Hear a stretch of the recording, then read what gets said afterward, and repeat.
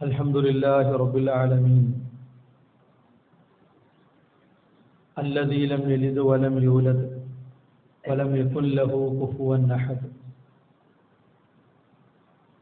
اللهم صل على محمد وعلى آل محمد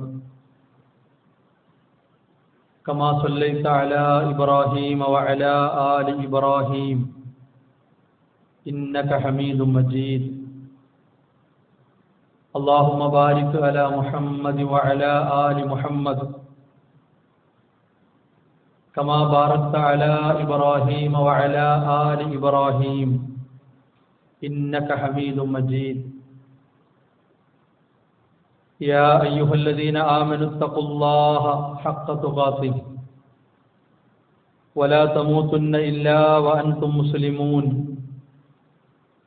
يا أيها الناس اتقوا ربكم الذي خلقكم من نفس واحدة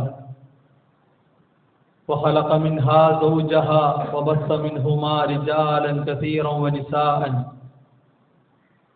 واتقوا الله الذي تساءلون به والأرحام إن الله كان عليكم رقيبا. يا أيها الذين آمنوا اتقوا الله وقولوا قولا سديدا يصلح لكم أعمالكم ويغفر لكم ذنوبكم ومن يطع الله ورسوله فقد فاز فوزا عظيما. പ്രിയമുള്ള വിശ്വാസികളെ, സഹോദരങ്ങളെ, സഹോദരിമാരെ, അള്ളാഹുവിൻ്റെ കൽപ്പനകൾ, നിയമനിർദ്ദേശങ്ങൾ ജീവിതത്തിൻ്റെ എല്ലാ സന്ദർഭങ്ങളിലും കഴിവിൻ്റെ പരമാവധി സൂക്ഷിച്ച് പാലിച്ച് ജീവിതത്തെ ക്രമീകരിക്കണം, ചിട്ടപ്പെടുത്തണമെന്ന് ഉണർത്തുകയാണ്, ഉപദേശിക്കുകയാണ്. വിശ്വാസികളായ ഓരോരുത്തരുടെയും ജീവിതത്തിൽ വലിയ സന്തോഷമായി, സൗഭാഗ്യമായി, അനുഗ്രഹമായി അനുഭവിച്ചു കൊണ്ടിരിക്കുന്ന കാര്യങ്ങളിൽ ഏറ്റവും പ്രധാനപ്പെട്ടത് മനസ്സറിഞ്ഞ് ആത്മാർത്ഥതയോടെ അച്ചടക്കത്തോടെ ഏക ആരാധ്യനായ അള്ളാഹുവിൻ്റെ മുമ്പിൽ വ്യത്യസ്തങ്ങളായ ആരാധനകൾ നിർവഹിക്കാൻ, അള്ളാഹുവിനെ അനുസരിച്ച് അവനിലേക്ക് ഏറ്റവും നന്നായി അടുക്കാൻ, ആശ്വാസകരമായ നിലക്ക് അള്ളാഹുവിൻ്റെ ഒരു ഭവനം അനുകൂലമായി കിട്ടുക, അടുത്തായി ലഭിക്കുക എന്നതാണ്. ആ അനുഗ്രഹത്തിൻ്റെ പ്രാധാന്യവും മഹത്വവും വിശ്വാസികളെ സംബന്ധിച്ചിടത്തോളം പറഞ്ഞറിയിക്കാൻ സാധിക്കാത്ത അത്രയും മഹത്വത്തോടെ ആദരവോടെ കാണുന്ന ഒരു വിഷയമാണ്. ഒരുപാട് ആളുകൾ ഇപ്പോഴും ആലോചിക്കാത്ത അല്ലെങ്കിൽ തിരിച്ചറിയാത്ത ഒരു കാര്യമാണ്,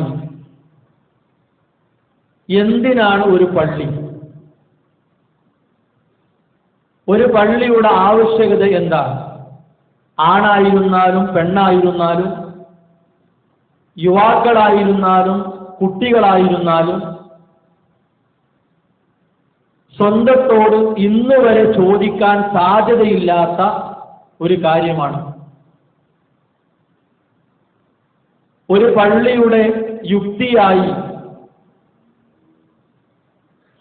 പഠിപ്പിക്കപ്പെട്ട ഒരുപാട് കാര്യങ്ങളുണ്ട്.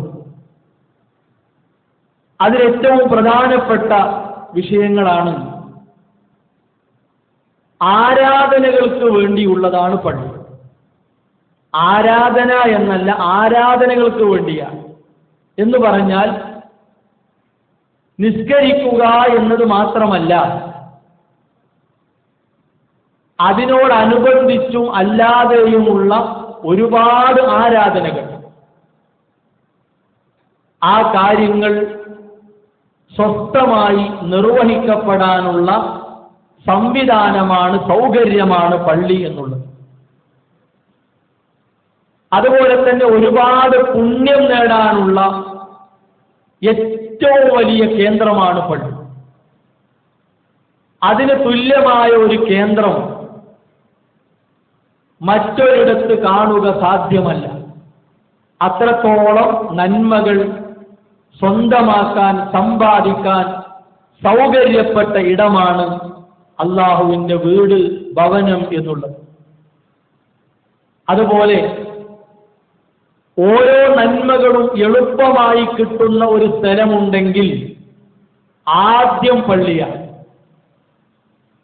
എല്ലാ നിലക്കും എളുപ്പവും സൗകര്യവുമാണ് നന്മകൾക്ക് വേണ്ടി പള്ളി എന്നുള്ളത്.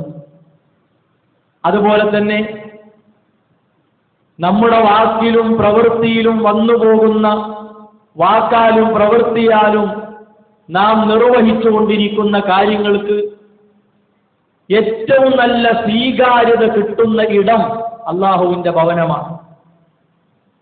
ഇതെല്ലാം ഉള്ളതോടൊപ്പം സാമൂഹികവും കുടുംബപരവും വ്യക്തിപരവുമായ ഒട്ടേറെ പ്രശ്നങ്ങൾക്കുള്ള പരിഹാരമാണ്, ആശാ കേന്ദ്രമാണ് അള്ളാഹുവിന്റെ പള്ളി എന്നുള്ളത്. മാനസികമായി വേദനകൾ അനുഭവിക്കുന്ന വ്യക്തികൾക്ക് അതെല്ലാം ഇറക്കി വെക്കാനുള്ള, സ്വകാര്യമായി റബ്ബിന്റെ മുമ്പിൽ തുറന്ന് പറയാനുള്ള സ്ഥലം പള്ളിയാണ്. കുടുംബപരമായി നീറുന്ന പ്രശ്നങ്ങളിൽ കത്തിക്കൊണ്ടിരിക്കുന്ന ആളുകൾക്ക് സമാധാനവും സ്വസ്ഥതയും തേടി വരാനുള്ള ഇടമാണ് അള്ളാഹുവിന്റെ പള്ളി എന്നത്. സാമൂഹികമായി ഉണ്ടാകാൻ സാധ്യതയുള്ള ഒരുപാട് പ്രശ്നങ്ങൾക്ക് പരിഹാരം പറഞ്ഞു കൊടുക്കാനും നിർദ്ദേശിച്ചു കൊടുക്കാനും അതിലെല്ലാം ഒരു തീരുമാനം അറിയിക്കാനുമുള്ള ഏറ്റവും നല്ല സ്ഥലമാണ് പള്ളി. ആ ചോദ്യത്തിന് ഇങ്ങനെ ഒരുപാട് ഉത്തരങ്ങളുണ്ട്. വിശ്വാസികളായ ഓരോരുത്തരുടെയും മനസ്സിൽ ഉണ്ടായിരിക്കേണ്ട ബോധമാണ് വിശുദ്ധ ഇസ്ലാം നമ്മെ പഠിപ്പിച്ചിട്ടുള്ളത്. റസൂലുള്ളാഹി സ്വല്ലല്ലാഹു അലൈഹി വസല്ലമയോട് ഒരാളുടെ ചോദ്യം, അയ്യുൽ ബുൽദാൻ അഹബ്ബു ഇലല്ലാഹ്, നാടുകളിൽ, പ്രദേശങ്ങളിൽ അല്ലാഹുവിന് ഏറ്റവും ഇഷ്ടപ്പെട്ട സ്ഥലം ഏതാ? നമ്മുടെ ഈ നാട്ടിൽ അല്ലെങ്കിൽ നാം താമസിക്കുന്ന പ്രദേശങ്ങളിൽ അല്ലാഹുവിന് ഇഷ്ടമുള്ള ഏറ്റവും നല്ല നാട്, ഏറ്റവും നല്ല പ്രദേശം ഏതാ? വായുൽ ബുൽദാനി അബ്ഗദു ഇലല്ലാഹ്, അല്ലാഹുവിന് ഏറ്റവും വെറുപ്പുള്ള, ദേഷ്യമുള്ള നാട് അല്ലെങ്കിൽ സ്ഥലം ഏതാ? റസൂലുള്ളാഹി സ്വല്ലല്ലാഹു അലൈഹി വസല്ലം പറഞ്ഞു, ലാ അദ്രി, എനിക്കറിയില്ല.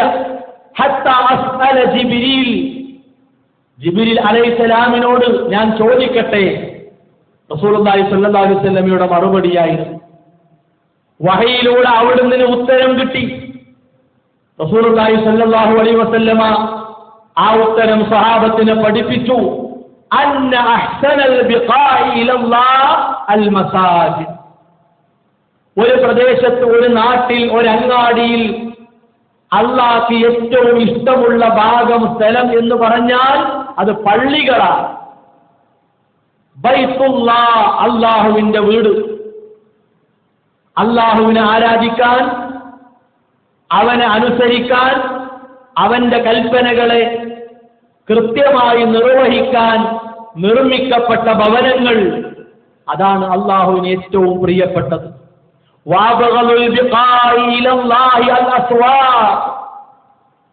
ഒരു നാട്ടിൽ അള്ളാഹ്ക്ക് ഏറ്റവും ദേഷ്യമുള്ള, വെറുപ്പുള്ള സ്ഥലം എന്ന് പറഞ്ഞാൽ അങ്ങാടികളാണ്. അങ്ങാടികളുടെ സംസ്കാരം നമുക്കറിയാം. അതൊരിക്കലും പള്ളിയുടെ സംസ്കാരമല്ല. പള്ളിയുടെ സംസ്കാരം പരിപൂർണമായി അങ്ങാടിയിൽ കിട്ടുക എന്നതും സാധ്യമല്ല.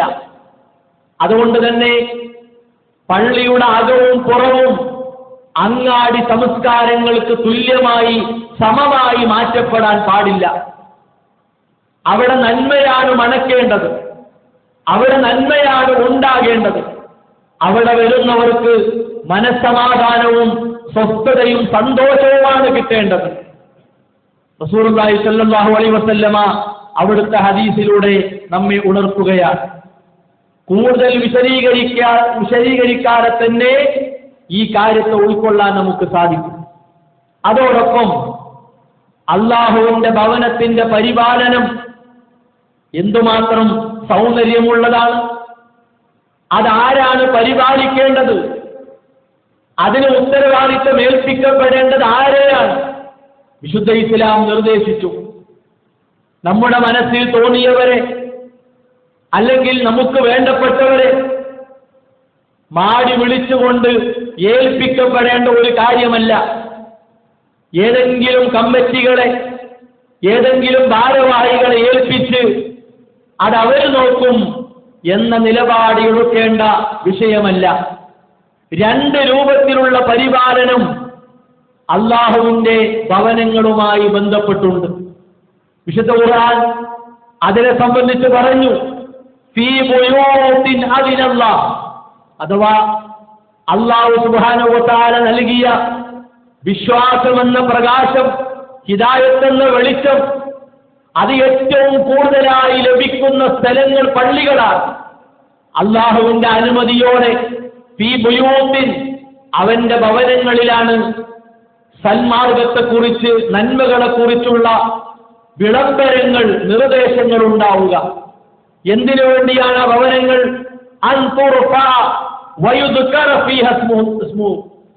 അള്ളാഹുവിന് വേണ്ടി ഉയർത്തപ്പെട്ട, അതേപോലെ തന്നെ അള്ളാഹുവിനെ ഓർക്കാൻ വേണ്ടി ഉയർത്തപ്പെട്ട ഭവനങ്ങളിലാണ് ഹിദായത്തിന്റെ വെളിച്ചം ഉണ്ടാവുക. ഈ ആയത്ത് വിശദീകരിക്കവേ രണ്ട് രൂപത്തിലുള്ള പരിപാലനം പണ്ഡിതന്മാർ പഠിപ്പിക്കുന്നുണ്ട്. അതിലേറ്റവും മുന്തിയ, ഏറ്റവും ശ്രേഷ്ഠമാക്കപ്പെട്ട പരിപാലനം ഏതാണ്? അതിനെക്കുറിച്ചും പണ്ഡിതന്മാർ വിശദീകരിച്ചിട്ടുണ്ട്. മഹാനായ ശൈഖ് നാസിർ സഅദി റഹിമഹുല്ലാഹ് ഈ ആയത്ത് വിശദീകരിക്കവേ പറഞ്ഞു, ഇമാറത്തുൻ അഥവാ ഇമാറത്തുൽ മസാജിദ് അലാ ഖിസ്മൈൻ, പള്ളി പരിപാലനം എന്ന് പറഞ്ഞാൽ രണ്ട് രൂപത്തിലാണ്. ഒന്നാമത്തെ രൂപം ഇമാറത്തു ബുനിയാൻ, പള്ളിക്ക് ആവശ്യമായ ഒരു കെട്ടിടം, ഒരു സംവിധാനം സൗകര്യപ്പെടുത്തുക എന്നതാണ്. നിസ്കരിക്കാൻ വരുന്നവർക്ക്, ജുമാക്ക് വരുന്നവർക്ക്, അതേപോലെ തന്നെ പ്രശ്നങ്ങളുമായി സമീപിക്കുന്നവർക്ക് അതെല്ലാം സ്വസ്ഥമായി പങ്കുവെക്കാനും ആരാധനകൾ കൃത്യമായി നിർവഹിക്കാനും സൗകര്യങ്ങൾ ഒരുക്കുക എന്നത് ഒരു പരിപാലനമാണ്. വസിയാനത്തുല്ലഹ, സൗകര്യങ്ങൾ ഒരുക്കി വെക്കുക മാത്രമല്ല, അതിനെ സംരക്ഷിക്കണം, അത് വൃത്തിയിൽ കൊണ്ടു നടക്കണം. അതേപോലെ തന്നെ അടക്കത്തിലും ഒടുക്കത്തിലും അതിനെ സംരക്ഷിക്കണം. ആവശ്യമായ മാറ്റങ്ങൾ വരുത്തണം, കേടുപാടുകൾ തീർക്കണം. ഇങ്ങനെയുള്ള സംരക്ഷണം അള്ളാഹുവിന്റെ ഭവനത്തിന് കൊടുക്കണം. അതിലേറ്റവും പ്രധാനം വൃത്തിയാണ്. പള്ളിയുടെ അകവും പുറവും അതുമായി ബന്ധപ്പെട്ടതെല്ലാം വൃത്തിയിൽ കൊണ്ടു നടക്കാൻ, ശുദ്ധിയിൽ കൊണ്ടു നടക്കാൻ അതുമായി ബന്ധപ്പെടുന്നവർക്ക് സാധിക്കണം. നമ്മുടെ ഉമ്മ ആയിഷ റളിയല്ലാഹു അൻഹ പഠിപ്പിച്ച ഒരു കാര്യം കാണാം. റസൂലുള്ളാഹി സ്വല്ലല്ലാഹു അലൈഹി വസല്ലമ ഞങ്ങളോട് കൽപ്പിച്ചു, ബിബിനാഇൽ മസാജിദ് ഫിദ്ദുവർ, ആവശ്യമായ സ്ഥലങ്ങളിൽ, സൗകര്യം ഒരുക്കേണ്ട ഇടങ്ങളിൽ നിങ്ങൾ പള്ളി സ്ഥാപിക്കുക. കുറച്ചധികം വീടുകളുണ്ട്, അല്ലെങ്കിൽ സൗകര്യപ്പെട്ട ഒരു സ്ഥലം കിട്ടി, അവിടെ നിങ്ങൾ പള്ളി ഉണ്ടാക്കണം. അള്ളാഹുവിനെ ആരാധിക്കാനുള്ള ഒരു ഭവനമുണ്ടാക്കണം. എന്നിട്ടോ അതവിടെ ഒരു അടയാളമായി, അല്ലെങ്കിൽ ഒരു ഓർമ്മ നൽകുന്ന വസ്തുവായി, അല്ലെങ്കിൽ ഒരു പുരാവസ്തുവായി അവിടെ കിടക്കട്ടെ എന്ന മനോഭാവമല്ല. മറിച്ചെന്ത് വേണം? വൻ തുനവ്വഫ വതുതയ്യബ, അത് വൃത്തിയിൽ കൊണ്ടു നടക്കണം, അതിനെ പരിപാലിക്കണം, അതിന്റെ വിശുദ്ധി കാത്തു സൂക്ഷിക്കണം, അതിന്റെ പവിത്രതയെ പരിഗണിക്കണം. റസൂലുള്ളാഹി സ്വല്ലല്ലാഹു അലൈഹി വസല്ലമ സ്വഹാബത്തിനെ പഠിപ്പിക്കുകയാണ്. ഇതാണ് ഒരു പരിപാലനം. രണ്ടാമത്തേതോ വഇമാറത്തും ബിദിക്രിസ്മില്ലാഹ്, അല്ലാഹുവിന്റെ നാമം ഓർക്കാൻ വേണ്ടി, റബ്ബിനെ സ്മരിക്കാൻ വേണ്ടി ആ ഭവനത്തെ തയ്യാറാക്കി നിർത്തുക എന്നതാണ്. മിനസ്സലാത്തി വഗൈരിഹാ, നിസ്കാരവും അതുപോലെയുള്ളതും. നിസ്കാരം എന്ന് പറയുമ്പോൾ നിർബന്ധ നിസ്കാരമുണ്ട്, അതേപോലെ തന്നെ സുന്നത്താക്കപ്പെട്ട നിസ്കാരങ്ങളുണ്ട്. നിസ്കാരം മാത്രമല്ല, അതിന്റെ ഉള്ളിൽ എന്തൊക്കെ പെടുകയാണ്? ഒരാൾ ദിക്ർ ചൊല്ലാൻ വേണ്ടി, അല്പസമയം ദിക്ർ ചൊല്ലാൻ വേണ്ടി, ലാ ഇലാഹ ഇല്ലല്ലാഹ്, അല്ലാഹു അക്ബർ, സുബ്ഹാനല്ലാഹ്, ഇങ്ങനെയുള്ള ദിക്റുകൾ ചൊല്ലാൻ വേണ്ടി പള്ളിയിൽ വന്നിരുന്നു. അയാൾക്ക് സൗകര്യം കൊടുക്കണം. വതഅല്ലുമുൽ ഇൽമി വതഅലീം, ഇൽമു പഠിക്കാനും പഠിപ്പിക്കാനും ഒരു ക്ലാസ് നടത്താൻ, ആ ക്ലാസ്സിലേക്ക് ആളുകൾ വരും, അതിന് പള്ളി സൗകര്യപ്പെടുത്തണം. അതുപോലെ തന്നെ മറ്റു ആരാധനാ കർമ്മങ്ങൾ അതെല്ലാം നിർവഹിക്കാൻ ഇഅ്തികാഫ് പോലെയുള്ള കാര്യങ്ങൾ, അതേപോലെ മസ്ലഹത്ത് പോലെയുള്ള വിഷയങ്ങൾ, നാട്ടിലുള്ളവർക്ക് ഉപകാരം കിട്ടുന്ന കുറെ കാര്യങ്ങൾ കൂടിയാലോചിക്കാൻ പള്ളിയിൽ ഒരുമിച്ച് കൂടുക, അവിടെ ചർച്ച നടത്തുക. ഇതെല്ലാം അല്ലാഹു സുബ്ഹാനഹു വ തആലയെ അനുസരിക്കുന്ന കാര്യത്തിൽപ്പെട്ടതാണ്. എന്നിട്ട് പറഞ്ഞു വഹാദാ അശ്റഫുൽ ഖിസ്മൈൻ, രണ്ട് പരിപാലനങ്ങളിൽ ഏറ്റവും ശ്രേഷ്ഠതയുള്ള, ഏറ്റവും പുണ്യമുള്ള കാര്യം ഏതാണ്? അതിന്റെ ഉള്ളിൽ ആരാധനകൾ നടത്തുക എന്നതാണ്. ആരാധന എന്ന് പറയുമ്പോൾ നിസ്കാരം മാത്രമല്ല, ഏതൊക്കെ ദീനിന്റെ നന്മകളുണ്ടോ അതിനെല്ലാം ഉള്ള ഒരു വേദിയാണ്, ഒരു ഇടമാണ് അള്ളാഹുവിന്റെ പള്ളി എന്ന് മനസ്സിലാക്കി അതുമായി ബന്ധപ്പെട്ട കാര്യങ്ങളുമായി മുന്നോട്ട് പോവുക എന്നതാണ് ഇത് വൃത്തിയായി കൊണ്ടു നടക്കുന്ന പരിപാലനം, അല്ലെങ്കിൽ ഇതുണ്ടാക്കുക എന്ന പരിപാലനം അതിനേക്കാൾ അശറഫായി വരുന്ന ഒന്ന്. അപ്പൊ അത്രയും പ്രാധാന്യം അല്ലാഹു സുബ്ഹാനഹു വ തആല പള്ളിയുമായി ബന്ധപ്പെട്ട കാര്യങ്ങൾക്ക് നൽകിയിട്ടുണ്ട്. ഇത് പരിപാലിക്കുന്നവരുടെ സവിശേഷത നോക്കൂ നിങ്ങൾ.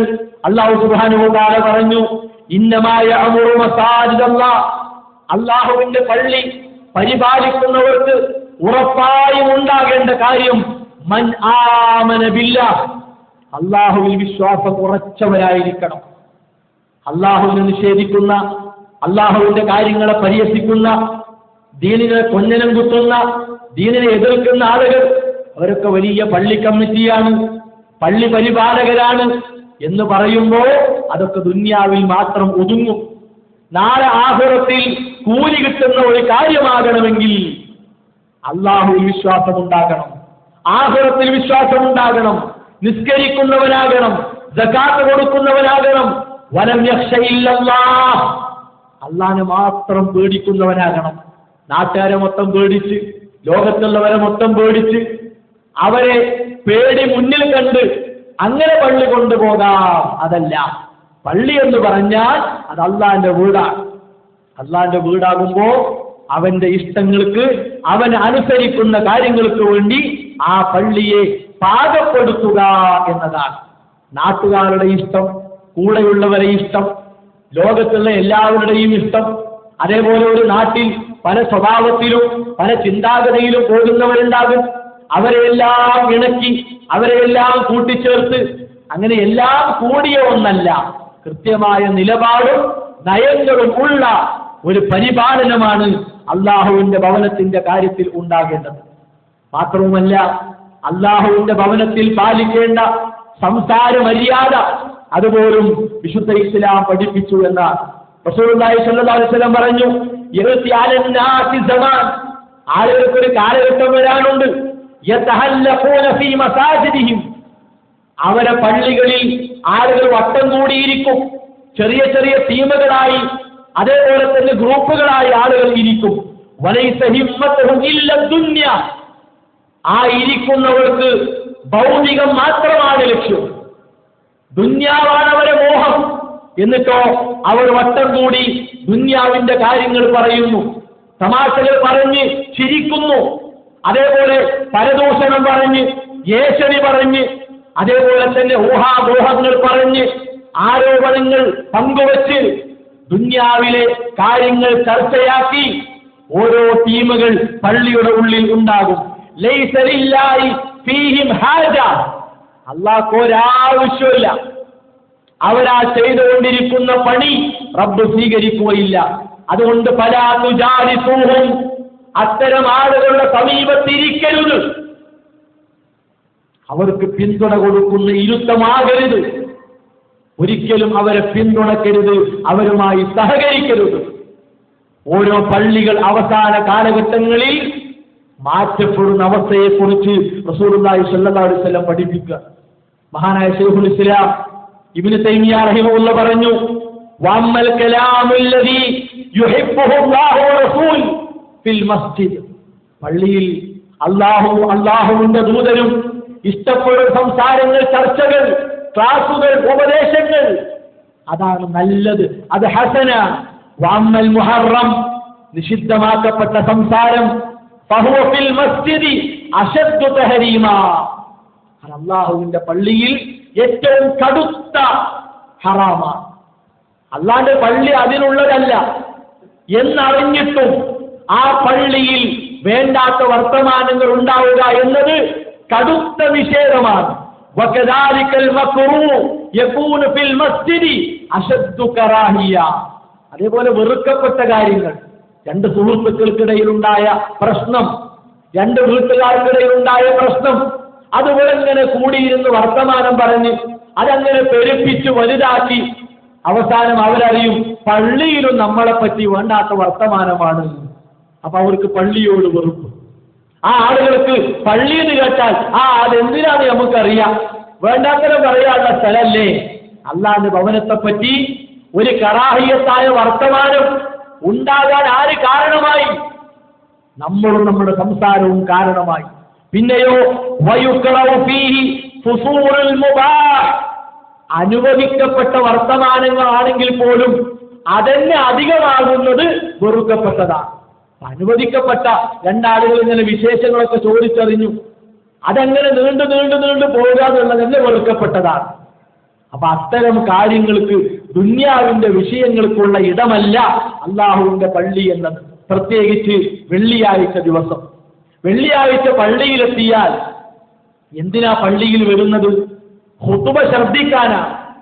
അപ്പൊ ചില ആളുകൾ പരിചയം പുതുക്കുക.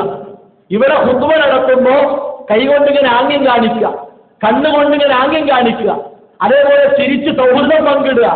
അതിനുള്ള സ്ഥലമല്ല പള്ളി. റസൂലുള്ളാഹി സ്വല്ലല്ലാഹു അലൈഹി വസല്ലം പഠിപ്പിക്കുക. അപ്പൊ എന്തുമാത്രം നമ്മുടെ ജീവിതത്തിൽ പാലിക്കപ്പെടേണ്ട മര്യാദയാണ്. അവിടുന്ന് പറഞ്ഞു, ഇദാ ഖുൽത ലി സാഹിബിക, നിന്റെ കൂട്ടുകാരനോട് നീ പറയുകയാണ്, യൗമൽ ജുമുഅ, ജുമുഅയുടെ അന്ന്, അൻസിത്, മിണ്ടാതിരിക്കുക. ഒരാളിങ്ങനെ വർത്താനം പറഞ്ഞപ്പോ വേറൊരാള് മിണ്ടാതിരിക്കുക എന്ന് പറഞ്ഞാൽ, വൽ ഇമാമു യഖ്തുബ്, ഇമാമു ഖുതുബ നിർവഹിക്കവേ അങ്ങനെ പറഞ്ഞാൽ, ഫഖദ് ലഗൗത, നീ അവിടെ തെറ്റ് ചെയ്തു, നിനക്കവിടെ പ്രശ്നം വന്നിരിക്കുന്നു. അപ്പൊ എന്തിനാണ് ഇത്ര സൂക്ഷ്മത ഇസ്ലാം പഠിപ്പിച്ചത്? നമ്മുടെ ശ്രദ്ധ തെറ്റാതിരിക്കാനാണ്, നമ്മുടെ മനസ്സ് പിശാച് കവർന്നെടുക്കാതിരിക്കാൻ വേണ്ടി. ആരോ എന്തോ പറഞ്ഞോട്ടെ, നമ്മൾ തിരുത്താൻ നിൽക്കണ്ട. ജുമുഅ കഴിഞ്ഞിട്ട് അവനോട് അതിന്റെ ഗൗരവം പറയണം. പള്ളിയുടെ ഉള്ളിലെത്തി ഇമാമ് ഖുതുബ നിർവഹിക്കുമ്പോ ആര് കയറി വന്നാൽ ആരാകട്ടെ അവനോട് മിണ്ടണ്ട എന്ന് പറയാനോ സൗഹൃദം പുതുക്കാനോ ഉള്ള സമയമല്ല. അത് വിലക്കപ്പെട്ട കാര്യമാണ്. ഒരിക്കലും ആ ഒരു രീതി നമ്മുടെ ജീവിതത്തിൽ ഉണ്ടാകരുത്. പള്ളിയിൽ വന്നാൽ ഇരിക്കേണ്ട രീതി പോലും അല്ലാഹു സുബ്ഹാനഹു വ തആല റസൂലുള്ളാഹി സ്വല്ലല്ലാഹു അലൈഹി വസല്ലമയിലൂടെ പഠിപ്പിച്ചു. എങ്ങനെ ഇരിക്കണം, പല രീതിയിലുള്ള കാര്യങ്ങളുണ്ട്. അതിൽ ജുമുഅയുടെ ദിവസം നമ്മൾ ശ്രദ്ധിക്കേണ്ടത്, അല്ലാഹുവിന്റെ പള്ളിയിൽ വെള്ളിയാഴ്ച വരുന്നത് നമ്മുടെ ജീവിതത്തിലേക്ക് വേണ്ട ഉപദേശങ്ങൾ കേൾക്കാനാണ്. ഖുർആൻ കേട്ട്, ഹദീസുകൾ കേട്ട് നമ്മുടെ സ്വഭാവം, വിശ്വാസം അതെല്ലാം ഒന്ന് പുതുക്കാനും നന്നാക്കാനും ഒക്കെയാണ്. അവിടെ നമ്മൾ വന്നിരുന്ന് അലസന്മാരാവുക എന്നത്, അലസതയുണ്ടാക്കുന്ന ഇരുത്തം നിർവഹിക്കുക എന്നത് എന്തുമാത്രം പ്രശ്നമാണ്. അപ്പൊ റസൂലുള്ളാഹി സ്വല്ലല്ലാഹു അലൈഹി വസല്ലമ അവിടൊക്കെ നിർദ്ദേശം തന്നു. എത്രത്തോളം? അവിടുന്ന് മിമ്പറിൽ കയറി, ഇദാ ഖാമ അലൽ മിമ്പർ, മിമ്പറിൽ കയറി റസൂലുള്ളാഹി സ്വല്ലല്ലാഹു അലൈഹി വസല്ലം ഖുതുബ നിർവഹിക്കുമ്പോൾ ഇസ്തഖ്ബലഹു അസ്ഹാബുഹു ബിവുജൂഹിഹിം, സ്വഹാബത്ത് എങ്ങനെ നബിന്റെ നേരെ നോക്കിയിരിക്കുകയാണ്. അപ്പൊ നമ്മൾ നേരെ നോക്കിയിരിക്കണമെങ്കിൽ എന്ത് വേണം? ഉടലൊക്കെ നിവർത്തി തലയൊക്കെ പൊക്കി നല്ല ഉന്മേഷത്തോടെ ഇരിക്കണം. അപ്പോഴേ നമ്മോട് സംസാരിക്കുന്ന ആളെ നേരെ നോക്കാൻ കഴിയും. സുഖമൊന്നുമില്ല, പ്രയാസമാണ്, അതിനനുസരിച്ചിരിക്കുക. ഓരോരുത്തരുടെ ആരോഗ്യത്തിനനുസരിച്ച്. നല്ല ആരോഗ്യമുണ്ട്, ഒക്കെ ഉണ്ട്, എന്നാലും നമ്മളിങ്ങനെ ചുമരിലൊക്കെ ചാരി സുജായികളായി നിൽക്കുകയാണെങ്കിൽ നമ്മളെങ്ങനെ ഖത്തീബിനെ നോക്കുക? നമ്മുടെ മനസ്സിലേക്ക് എന്ത് ഉപദേശം കയറുക? നമ്മൾ വേറെ ലോകത്താണ്. അപ്പോ ഇവിടെ ചാരിയിരുന്ന് സുഖിക്കാനല്ല പള്ളി, അതിനല്ല പള്ളി. മറിച്ച് എന്താണ്? നമ്മുടെ മനസ്സിനെ വിശുദ്ധമാക്കാനും വിമലീകരിക്കാനുമാണ്. അതുകൊണ്ട് സ്വപ്പായി ഇസ്ലാമിന്റെ നിർദ്ദേശം നോക്കൂ നിങ്ങൾ. ആ സ്വപ്പ് ചേർക്കുന്നിടത്ത് വരെ, അത് ക്രമീകരിക്കുന്നിടത്ത് വരെ ഇസ്ലാമിന്റെ ഇടപെടലുണ്ട്.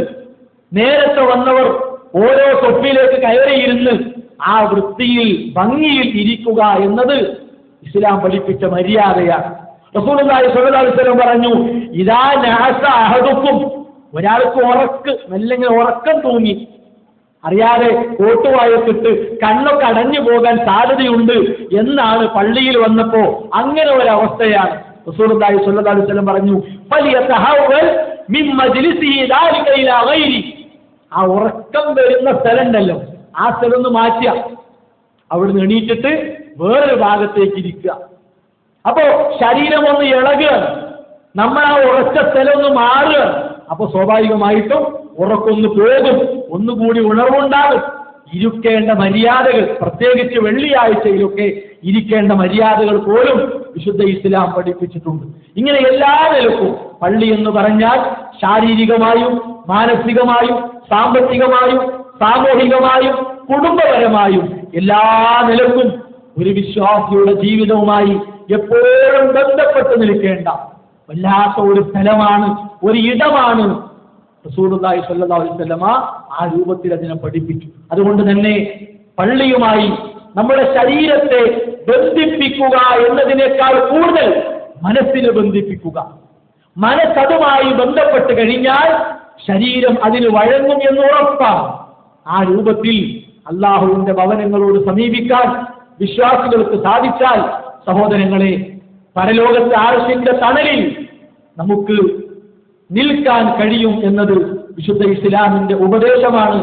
അത് ഉൾക്കൊണ്ട് നമ്മുടെ ജീവിതത്തെ ക്രമീകരിക്കുക. അല്ലാഹു സുബ്ഹാനഹു വ തആല അതിനുള്ള സൗഭാഗ്യം നമുക്ക് പ്രദാനം ചെയ്യുമാറാകട്ടെ.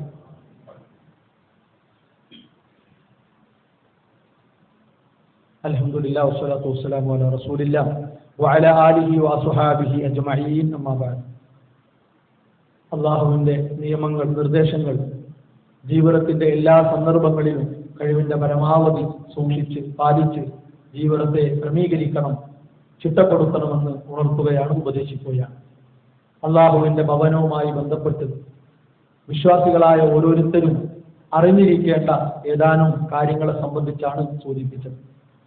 നാം നിലകൊള്ളുന്ന ഈ സാഹചര്യം എന്നത് നമ്മുടെ മക്കൾ നല്ലൊരു സമയം നമ്മുടെ കൂടെ ഉണ്ടാകാൻ സാധ്യതയുള്ള സമയമാണ്. കഴിഞ്ഞ മാസം വരെ കൂടുതൽ സമയം പഠനവുമായി ബന്ധപ്പെട്ട് നമ്മുടെ മുമ്പിലോ സമീപത്തോ അല്ല അവരുണ്ടായിരുന്നത്. ഇനിയുള്ള ദിവസങ്ങൾ കാര്യമായി നമ്മുടെ കൂടെ അവരുണ്ടാകും. അതുകൊണ്ട് തന്നെ മക്കളുമായി കൂടുതൽ ഇണങ്ങാനും അടുക്കാനുമൊക്കെ മാതാപിതാക്കൾ ശ്രദ്ധിക്കേണ്ട ഒരു സമയമാണ്. മക്കളെ സംബന്ധിച്ചിടത്തോളം അവർ നമ്മുടെ കൺകുളിർമയാണ്. നമുക്ക് സമാധാനവും സന്തോഷവും അവരുടെ കളിയിലൂടെ തമാശകളിലൂടെ ആസ്വദിക്കാൻ കഴിയും എന്നതാണ്. ആ മക്കൾ അതേ സന്തോഷത്തിൽ നമ്മുടെ കൂടെ ഉണ്ടാകണമെങ്കിൽ അള്ളാഹുവിന്റെ ദീൻ നമുക്ക് നിർദ്ദേശിച്ച ദീനിയായ ഒരു പരിപാലനം അവർക്ക് നമ്മൾ കൊടുക്കണം. അവരെ സ്വഭാവം, വേഷവിധാനം, മാതാപിതാക്കളോടുള്ള പെരുമാറ്റം, അയൽവാസികളോടുള്ള പെരുമാറ്റം, സാമൂഹികമായി ഇടപെടേണ്ടത് എങ്ങനെയാണ്, കൂട്ടുകാരോടൊപ്പം അവർ എങ്ങനെയായിരിക്കണം, ഈ നിലക്കുള്ള ഉപദേശങ്ങളും നിർദ്ദേശങ്ങളും ദീനിയായി അവർക്ക് നൽകേണ്ട നല്ല ഒരു സമയമാണ്. അതിനുവേണ്ട ഒരുപാട് അവസരങ്ങൾ വിദ്യാർത്ഥികൾക്കിടയിൽ നടത്തപ്പെടുന്ന ഒരു സാഹചര്യം കൂടിയാണ്. ചെറിയ കുട്ടികൾക്ക്, അതേപോലെ തന്നെ UP തലത്തിൽ പഠിക്കുന്നവർക്ക്, ഹൈസ്കൂൾ വിദ്യാർത്ഥികൾക്ക്, മുതിർന്ന വിദ്യാർത്ഥികൾക്ക് ഇങ്ങനെ പ്രത്യേകം ദിവസങ്ങൾ നിശ്ചയിച്ചുകൊണ്ട് ഒരുപാട് പഠനാർഹമായ ക്ലാസുകൾ സംഘടിപ്പിക്കപ്പെടുന്ന ഒരു സമയമാണ്. അതുമായി ബന്ധപ്പെട്ട അറിയിപ്പുകൾ വരുമ്പോൾ നമ്മുടെ മക്കൾ അവിടേക്ക് എത്തിക്കാനുള്ള ശ്രദ്ധ മാതാപിതാക്കളുടെ ജീവിതത്തിൽ ഉണ്ടാകണം. അതുപോലെ തന്നെ അവരുടെ ആ വികൃതികൾ ഒരിക്കലും അവരോട് മാനസികമായ വെറുപ്പുണ്ടാക്കത്തക്ക രൂപത്തിൽ നമ്മൾ കാണരുത്. കുട്ടികളാണ് വികൃതികൾ ഉണ്ടാകും. വികൃതി ഉണ്ടെങ്കിലേ കുട്ടികളാകും. വികൃതി ഇല്ലാത്തവരെ കുട്ടികളെന്ന് ആരും അല്ലാതെ പറയില്ല. കുട്ടികളാണ് എന്ന് 4 ആള് പറയണമെങ്കിൽ എന്ത് വേണം? അവരിൽ വികൃതി ഉണ്ടാകണം. അതതിന്റെ അടയാളമാണ്. തിരുത്തപ്പെടേണ്ട വികൃതികൾ ഉണ്ടാകും, പ്രോത്സാഹിപ്പിക്കപ്പെടേണ്ട വികൃതികൾ ഉണ്ടാകും. ഒരു സമയത്തേക്ക് മാത്രം ഒതുക്കേണ്ടതായ വികൃതികളും ഉണ്ടാകണം. അതെല്ലാം മനസ്സിലാക്കി മാതാപിതാക്കളും ജ്യേഷ്ഠന്മാരും ഇടപെടുന്ന ഒരു സാഹചര്യവും സമയവുമാണ് നമ്മുടെ മുമ്പിൽ ഉള്ളത് എന്ന് പ്രത്യേകം മനസ്സിലാക്കണം. ഒരിക്കലും നമ്മുടെ മക്കളെ പഴിക്കുന്ന, ശപിക്കുന്ന അവസ്ഥ ഉണ്ടാകരുത്. വിശുദ്ധ ഇസ്ലാം മക്കളെ പരിപാലിക്കുന്നിടത്ത് നമുക്ക് നൽകിയ നിർദ്ദേശമാണ്, അവർ നശിക്കട്ടെ, തൊലയട്ടെ, നന്നാവൂല, ഈ നിലക്കുള്ള വാക്കുകൾ നമ്മുടെ മക്കളെ വിഷയത്തിൽ ഉണ്ടാകരുത്. അവരങ്ങനെ ശപിക്കപ്പെടേണ്ടവർ അല്ല, ചേർത്ത് പിടിക്കപ്പെടേണ്ട മക്കളാണ്. അതുകൊണ്ട് തന്നെ ഇസ്ലാമിന്റെ അധ്യാപനങ്ങളെ മുറുകെ പിടിച്ച് ആ അധ്യാപനങ്ങളെ ഉൾക്കൊണ്ട് നമ്മുടെ ജീവിതത്തെ ക്രമീകരിക്കാൻ നാം ഓരോരുത്തരും പരിശ്രമിക്കുക. അല്ലാഹു സുബ്ഹാനഹു വ തആല അതിനുള്ള സൗഭാഗ്യം നമുക്ക് പ്രദാനം ചെയ്യുമാറാകട്ടെ. നമ്മുടെ ജീവിതത്തിൽ വന്ന ചെറുതും വലുതുമായ തെറ്റുകൾ അല്ലാഹു വിട്ടുപുറത്ത് മാപ്പാക്കി തരുമാറാകട്ടെ. ലാ ഇലാഹ ഇല്ലല്ലാഹ് മുഹമ്മദ് റസൂലുള്ളാഹ് മരണം വരെ മുറുകെ പിടിച്ചുകൊണ്ട് ജീവിക്കാനുള്ള സൗഭാഗ്യം അല്ലാഹു നമുക്ക് പ്രദാനം ചെയ്യുമാറാകട്ടെ. ശാരീരികമായും മാനസികമായും മതപരമായും കുടുംബപരമായും പ്രയാസപ്പെടുന്ന ഒരുപാട് ആളുകൾ സമൂഹത്തിലുണ്ട്. അവരുടെ പ്രയാസങ്ങൾ, ബുദ്ധിമുട്ടുകൾ അല്ലാഹു ദൂരീകരിച്ചു കൊടുക്കുമാറാവട്ടെ. നമ്മിൽ നിന്ന് മരണപ്പെട്ട മാതാപിതാക്കൾ, വിശ്വാസികൾ, പണ്ഡിതന്മാർ, പ്രബോധകർ, അവർക്ക് അല്ലാഹു മഗ്ഫിറത്തും റഹ്മത്തും പ്രദാനം ചെയ്യുമാറാകട്ടെ. ربنا تقبل منا ربنا لا تزغ قلوبنا بعد إذ هديتنا وهب لنا من لدنك رحمة إنك أنت الوهاب ربنا هب لنا من أزواجنا وذرياتنا قرة أعين واجعلنا للمتقين إماما ربنا آتنا في الدنيا حسنة وفي الآخرة حسنة وقنا عذاب النار آمين آمين برحمتك يا أرحم الراحمين.